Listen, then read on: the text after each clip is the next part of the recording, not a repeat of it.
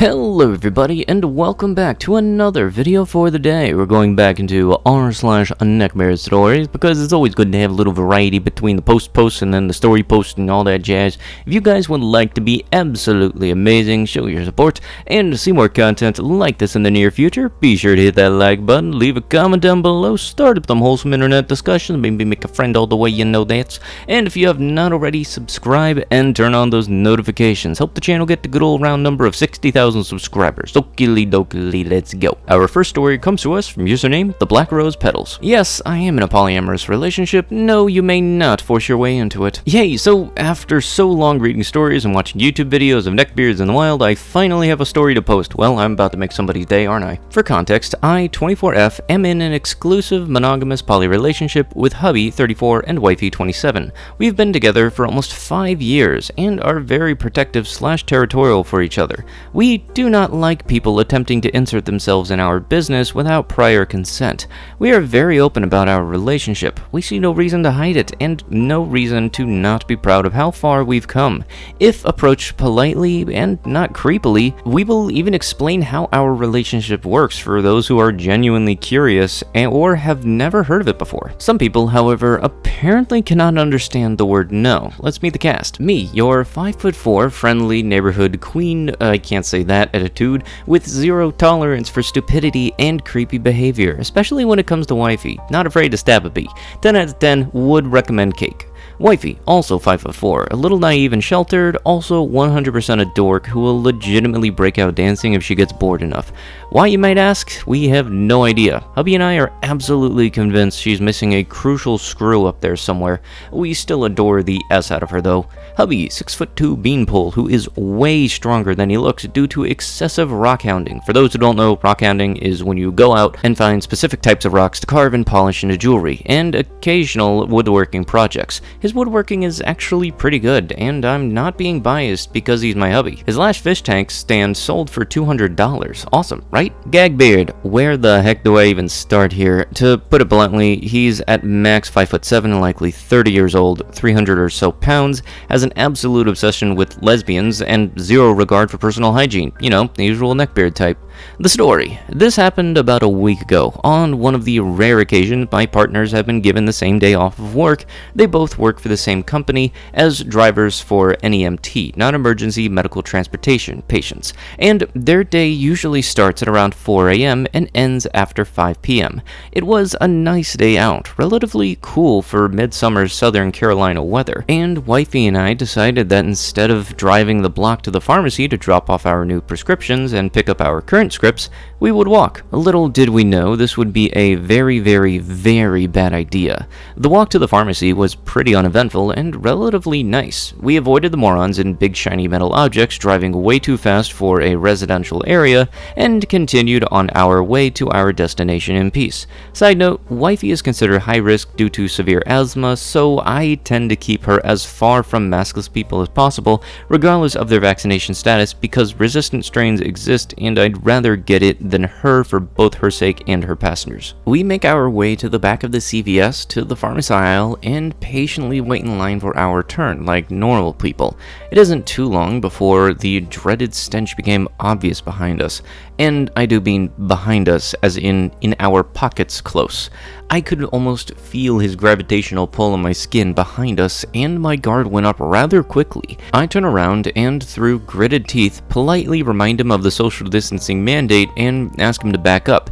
He took this moment to rove his eyes up and down my body, barely containing his glee at a female talking to him, even in an obvious, semi-hostile tone.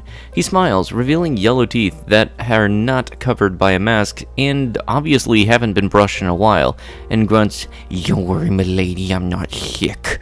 And with another hungry look, adds quietly in a seductive voice, "I don't bite either." My creep meter skyrockets and breaks the atmosphere, but again, public space, must be polite. I force a smile and turn back to wifey, subtly grabbing her elbow and pulling her a few steps in front of me and away from Gagbeard. She immediately notices the change in behavior and obeys without complaint, and says nothing but when I put my palm against the small of her back to control how close she gets to the living sack of garbage-filled lard behind me. This, however, gets Gagbeard's attention rather quickly, as it is an obviously intimate gesture, as my hand is maybe an inch from her butt. She quickly puts two and two together, who knew he could count, and asks in a very eager tone, "Is she your girlfriend?" Wifey, not being the brightest bulb in the lamp in most situations like this, doesn't hesitate to chirp, "She's my wife." I resist the urge to both facepalm and throttle her. If there is one thing I've learned in r/neckbeard situations, you do not under any circumstances answer questions about your personal life.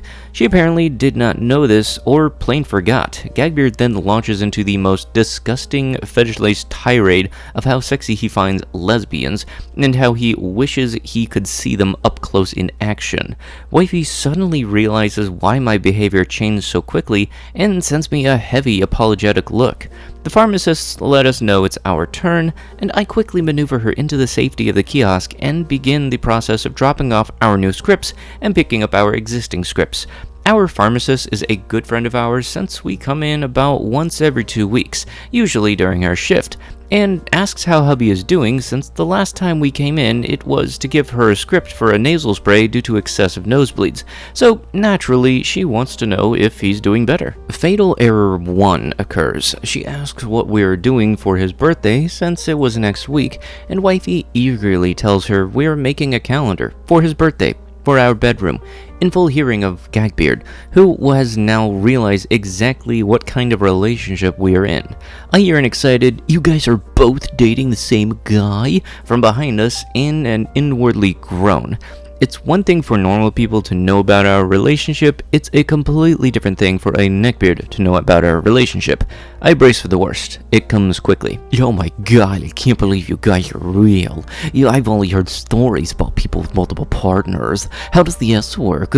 Is it like a three-way, or does you like to watch or get two and get it on?" Wifey cringes and hurriedly grabs our prescriptions as our pharmacist friends asks them to quiet down and reminds him our relationship is none of his business. He ignores this and continues to ask increasingly vulgar questions. The worst being, "So does he taste good?" Sensing this is not going to end anytime soon, I grab wifey and yank her towards the exit, power walking as fast as I can away from Gagbeard, who suddenly realizes we are trying to run away from him.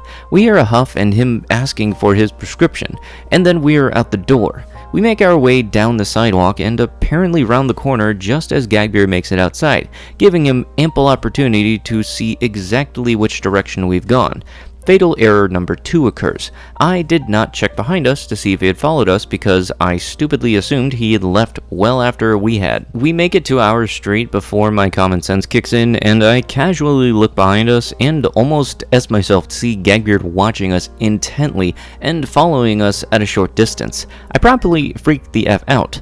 On another side note, we live in the ghetto. Our neighborhood is literally known as Felony Flats by law enforcement and emergency services. It's not uncommon to hear gunfire at night, drunks banging on doors, in the hopes someone opens the door so they can force their way inside to do God knows what, and walk past multiple drug dealers loitering around the convenience store down the street.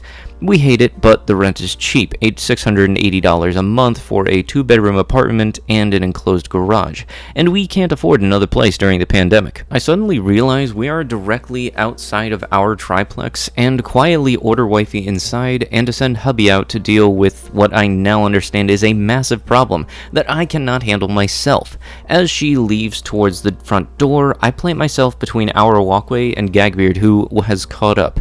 "Did you actually follow us here?" Gagbeard proudly states, "Well, I wanted to talk to you two and get to know you guys more," and quietly murmurs under his disgusting breath, "Yeah, baby, join you." Y'all, I've lost my S. Maximum B mode is activated. What the actual F, dude? What gave you the slightest effing impression we wanted anyone, let alone you of all people, to intrude on our relationship? Gagbeard looks taken aback by my outburst and mutters, "Well, it's obvious your husband does appreciate you too. He lets you walk alone outside. He's just asking for a gentleman like me to whisk you away safely. You need me. You followed us to our house without our consent. to try and demand entry into our relationship. Why the heck would you think that is an okay behavior? Well, I'm leaving now. I almost jumped for joy. Hubby had finally come out to deal with Gagbeard. Gagbeard looks him up and down, scowls at the knowledge that this skinny beanpole has two women he believes belong to him, and snaps. And just who the heck do you supposed to be? Hubby, to his credit, does not immediately rise to his challenge. I am their husband, and you are not welcome here, dongbag. Gagbeard levels what he must think is the most intimidating glare and steps forward towards me. You don't deserve them. They'd be much better taking care of them with me. Hubby looks furious and reaches into a pocket I know for a fact contains a hunting knife and gets sharpened once a week. Not wanting Hubby to go to jail for murder, I immediately step between them and snarl, "Leave, now, or I swear to God you'll regret it." Hubby grins and steps back, knowing full well at this point the mini taser I constantly carry in my pocket is now on and ready. Knowing how it feels firsthand after claiming it useless once, he does not want to be within arm's reach of me once it's active. Gagbeard does not know this and takes another threatening step in my direction in an attempt to save me from the unworthy Chad. My hand strikes out faster than he can blink, connects with his man boob, and begins losing 10,000 volts of unadulterated pain fuel into his body. I have never heard a grown man scream out loud before in my life, and it was effing glorious. I got a huge sense of satisfaction from him blubbering in the puddle of pee that was slowly forming in his sweatpants, and that's how we left him, writhing on the concrete in pee-stained pants and tear-soaked cheeks. I feel absolutely no remorse for this and have been patiently waiting for him to come back and liberate us from Hubby's spell. We did hear what sounded like an ambulance outside at one point, but since the taser only gives enough juice to get the point across safely, we weren't very concerned. I also have it legally registered, so F you, Gagbeard, no foursome for you, creepo. I don't know where this guy was coming from, thinking that, okay, just because it's more than one guy and one girl, then that means I can perfectly come in and just join on in like it's a party and everything. That's not how any of that works. Come on. And seriously, the dude thought that following them home was okay. When has that ever been okay? No, it is not. Our next story comes to us from username Blurdy-chan. How the Duff saved Christmas. How I saved my friend from dating a racist psych beard. This is the first time I've ever posted on Reddit ever. I'm a bit older than I was when this happened, so the only direct quotes will be towards the very end, since those are the only conversations I really remember word for word. For the sake of privacy, I will call them my friend K. They came out as non-binary this year, but at the time they were still identifying as a girl. So this story involves me, Kay, and of course the neckbeard of honor, Psychbeard. He was in school for psychology. On with the story. So my friend Kay and I have been basically at the hip since the first time we met in high school. We crawled through the trenches of our cringe teen years, the anime club phase, the K-pop phase, the cosplay on regular days of school phase. We battled through shoulder to shoulder sisters at arms. We were others' dates. She bought my ticket and forced me to go to prom, and sat next to each other during graduation. We even had a fun joke where we told people we were sisters. The joke being, I'm a heavyset black girl and she's a skinny white redhead. This is actually a very pertinent part of the story, since our physical appearance differences have been the catalyst for most of our hilarious and sometimes chaotic experiences with guys. You see, Kay has always been a cute girl and didn't see the bad in people. Well, she never experienced the bad in people. Because of looks, guys were a lot nicer to her. No jealousy though. I mean, who wants to be mean to the hot redhead, right? I, however, saw right past it. I would see how they really acted. Before they got to her, I already knew which guys were genuinely nice and which dudes were playing the part to get with her. Now, this is where the story begins. Kay and I live near a large university. The whole city is basically a college town. Even the street signs were the school colors. The university has an anime convention on campus. It was our fun little date we did. We've gotten a lot better since the cringe high school years, but we were still huge anime geeks, and cosplay whenever we can. This is where we meet Psychbeard. Kay and I was cosplaying as Super Sonico and Super Pochico. We were sitting down, showing each other memes, when I felt a presence. Well, I smelled a presence. I looked up from my phone and see a Suicide Silence tee right behind. Wearing the tee was a tall, big guy with greasy, curly fro, similar to how Jack Harlow's hair is, but nowhere near as clean and groomed. And, of course, a neckbeard. He was staring hard at Kay, who was still laughing on her phone, so I spoke up. Hey, still not looking at me, he spoke more like Yell talked to Kay specifically. Are you having fun so far, Sonico? She slightly jumps from the volume. He was really loud. Oh, yeah, me and my friend were just taking a break. I wave at him, but immediately put my hand down because I can tell he's not paying attention to me at all still. Yeah, that's great. I'm here by myself. My friend helps organize the con, so he's busy, she nodded.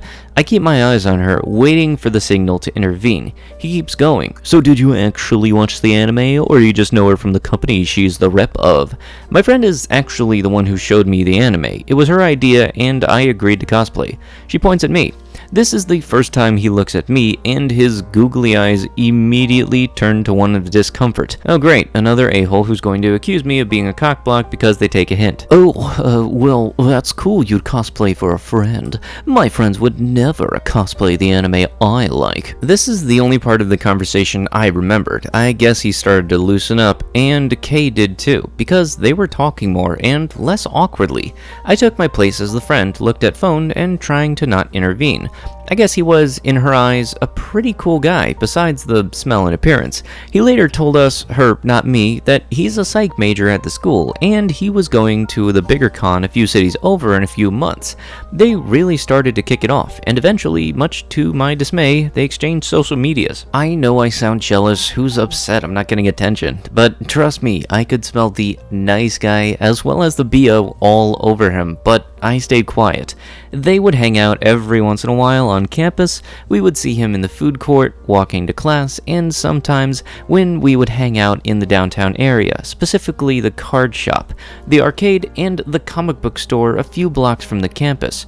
While hanging out with us, I made him groom himself. If we met him at his dorm and he smelled, I would make him go back up and shower. As a big girl myself, I know it takes a lot more to smell good, more skin and fold, but I managed to do it, so he could too.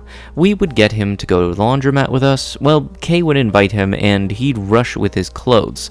That was the key. She had to be there. He eventually started to look more presentable. He still acted like a neckbeard, but his appearance got a lot better. My suspicion that she might be falling for him was confirmed about 4 months in. When I mean falling for him, I mean ignoring the red flags and inappropriate talking points. Like I said earlier, he's a psych major, so he would do this thing where he would psychoanalyze Kay all the time. He would be correct, and she would be amazed at his eye to detail. She would tell me how she never felt like guys actually paid attention to her, like her mind, and only wanted S, so it was refreshing to have a guy see through her and her heart, yada yada yada. I never wanted to make her feel invalidated, but I wanted to tell her so bad she's not paying attention.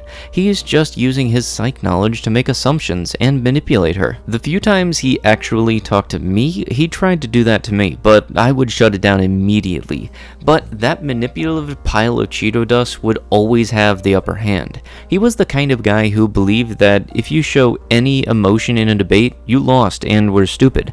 So he would try to diagnose me with low self-esteem or some other S. I tell him to F off, and he would immediately go, well, I'm sorry my white man's psychology isn't relatable to you, but in the facts, or some weirdly racially charged smart guy rebuttal, causing me to snap, making me the bad guy. I was just the jealous SJW. A lot of reactionary abuse. He would say things to piss me off, and when I would snap, turn on K and make it seem like I was some off-hinged toxic B. And I'm not gonna lie, I thought I was. I thought I was just being a B. That I was jealous of the attention of her. What if I was one of those girls? The duff, the fat, ugly friend hot girls hang with to feel better and as bodyguards. And maybe I was being hostile and an SJW. I'm a big black girl in suburban Michigan. I was very big on social justice. I participate in a lot of black student associations and social justice organizations in Michigan. Maybe the years of bad experiences effed me up. What if my friendship with Kay was going to end because I've become such a bitter, hateful SJW with a vendetta? vendetta. I lost a lot of high school friends because of this anyway. Well, I didn't want Kay and I to separate because my need to pick fights and defeat the racist, sexist, misogynist pigs, so I kinda just laughed off all of this bad behaviors, forcing myself to believe it was no serious harm done. I felt like it was crazy. Fast forward to the great event, the day he showed his true colors. It was the weekend of the big con, and Kay, me, and a friend all called T and Psychbeard. Of course, Kay allowed him to room with us. They were getting closer, and they were even going to share a bed, since T didn't know him. Friday night, before we get ready for the rave, Psychbeard was somewhere, didn't really care, and the girls and I were in the hotel room. We start drinking, and since we had a balcony room, smoking, blasting music, we were trying to get into the mode, hot girl-esque, before Megan came to the scene. Kay came into the room with me while putting on makeup. OP, I think tonight I'm gonna do it. Do what? Asked Psychbeard out. I put my makeup brush down inside. Girl, I love you, but this ain't it. Her eyes lowered, signaling her sadness. I know you don't like him, but he's a great guy, and look how much we changed him. He looks great, and he's so sweet.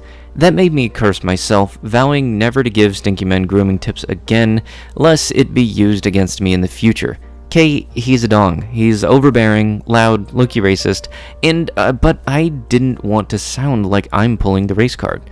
It felt like a weight lifted off of my shoulders. I could not tell you how much the situation was scaring me.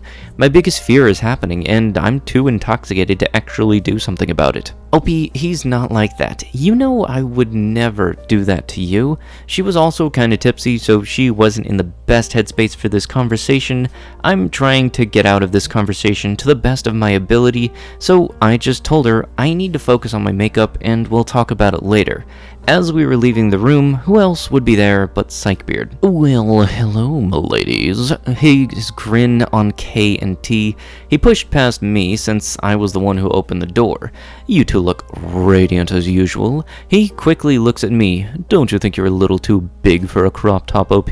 This is where he effed up. I was about 3 drinks. I have a high tolerance of alcohol and a few blunt rotations in. The argument I was trying to save K from was coming out tonight on him.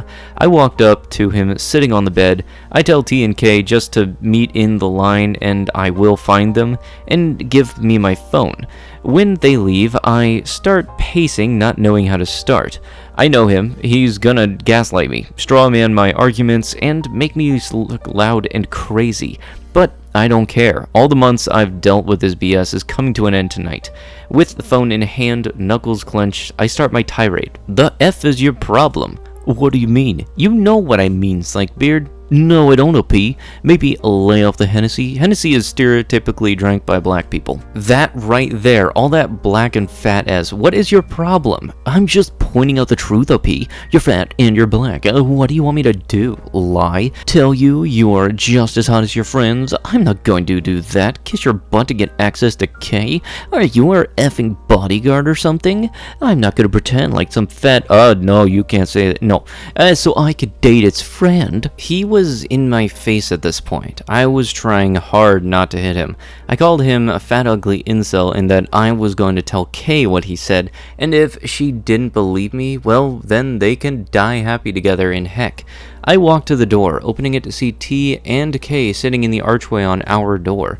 They never left for the line. They've been here the whole time.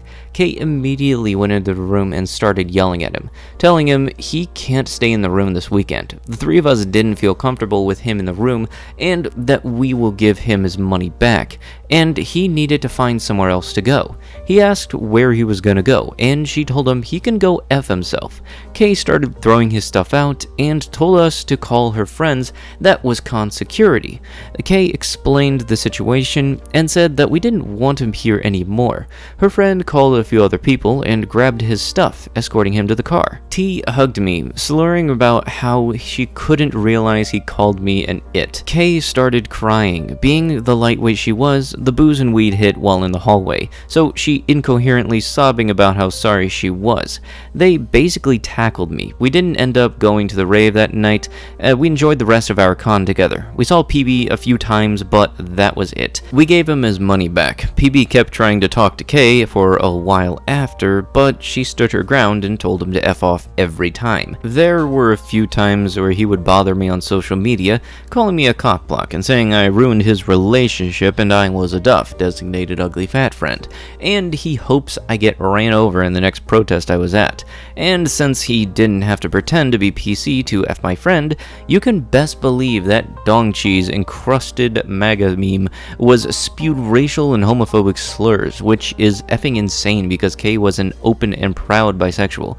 I completely blocked him on all of social media. I saw him again last year. Kay and I go to counter-protest that was trying to get a local sector of the Proud Boys out of the city during election day, and guess who saw me there? Yep, PB, red hat, American flag, hugged up with some skinny redhead. She looked like Kay if Kay injected meth into her eyeballs. I'm so glad we dodged that effing bullet. Hopefully, he's not in practice with psychology. As for me and Kay, we are still at the hip. We are planning on moving in together next year, after my lease at my current place is up. We have tons of concert and trips planned, including one to see their new boyfriend. They're dating a great guy. I'm casually dating, but more focused on my second degree. Sorry if this was all over the place, it was just so much and I wanted to get the important bits out. Thanks for reading. And with that, that is going to have to be it with the video. I was not honestly expecting this video to go on so long, so if you made it to the end, let me know down below. And if you want to see more videos like this in the near future, be sure to hit that like button, leave a comment down below, and if you have not already, subscribe and turn on those notifications. I'll be sure to see you guys in the next one. Thank you so much for watching, and bye-bye.